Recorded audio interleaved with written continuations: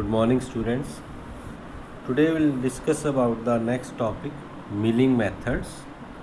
As you can see on your screen, there are two types of milling methods.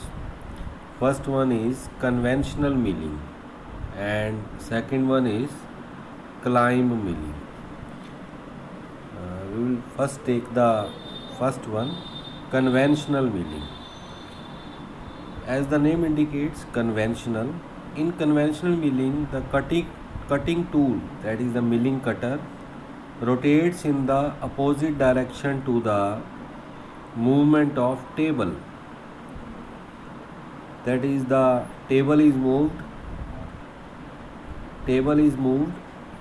in a opposite direction to the rotation of the milling cutter. In conventional or up milling, this is also known as up milling. So in conventional or up milling, the chip starts at zero thickness. That is, in the starting of the milling operation, the thickness of the chip we know that the extra material removed from the workpiece is in the form of chips. So in conventional milling, the thickness of the chip at the start of the milling operation is 0 and gradually increases to the maximum. We can see the figure. This tends to lift the workpiece from the table. Lift the workpiece from the table. So we have to hold the workpiece rigidly in this case. The next is, there is a possibility that the cutting tool may rub the workpiece before starting of metal removal. However, this process is inherently safe. So we can see the figure now.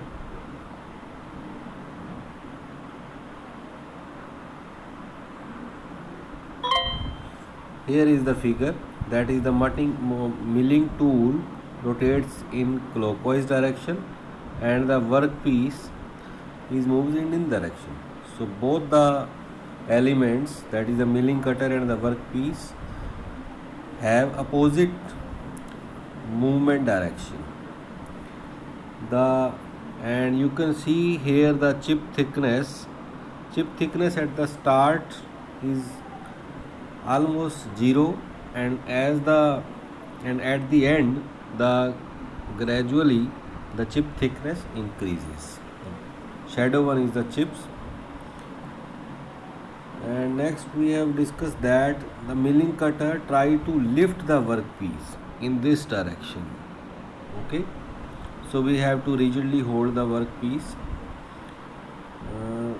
Also, the cutter tends to cut and slide alternately. This surface generated is left with the machining marks.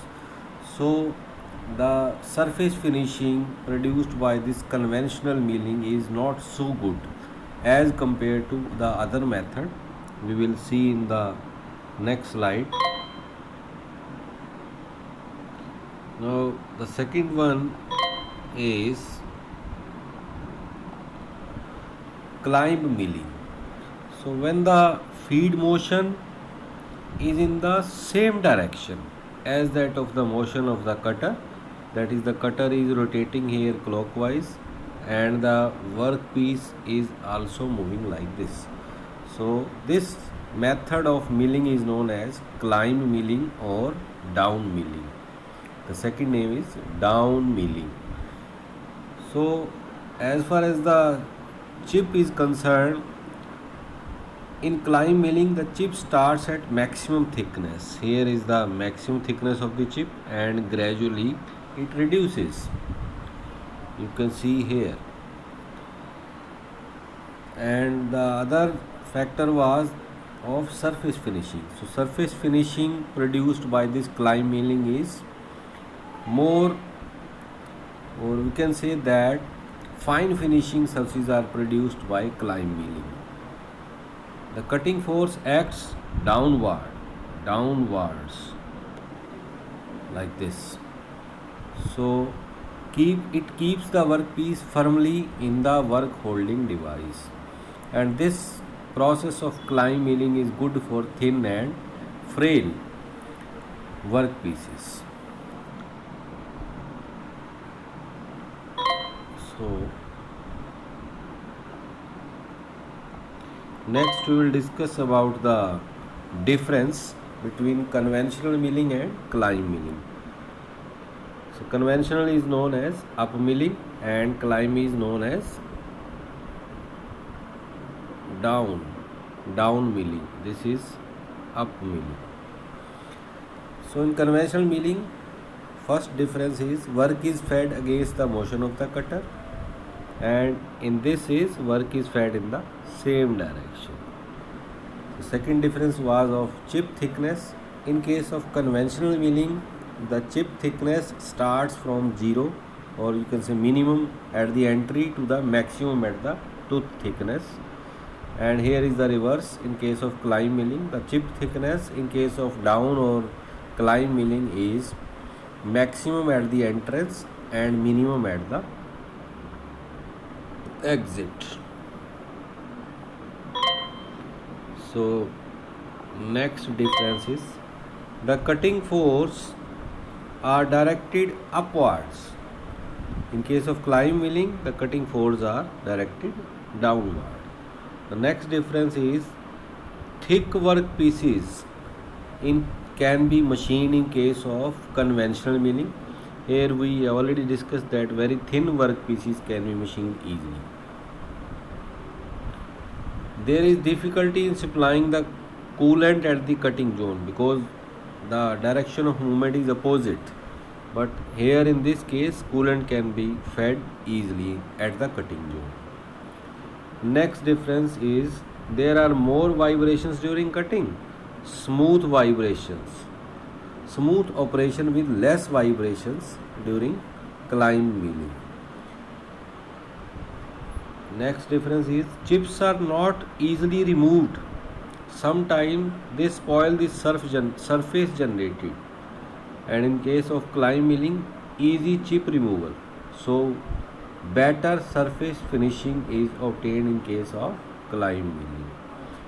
The cutting force is zero at beginning of the cut and maximum at the end of the cut. Here is the reversal of this, that the cutting force is maximum when the cut begins and minimum when the tooth leaves the workpiece. Next difference is high power is required in case of conventional milling. In case of climb milling, less power is required.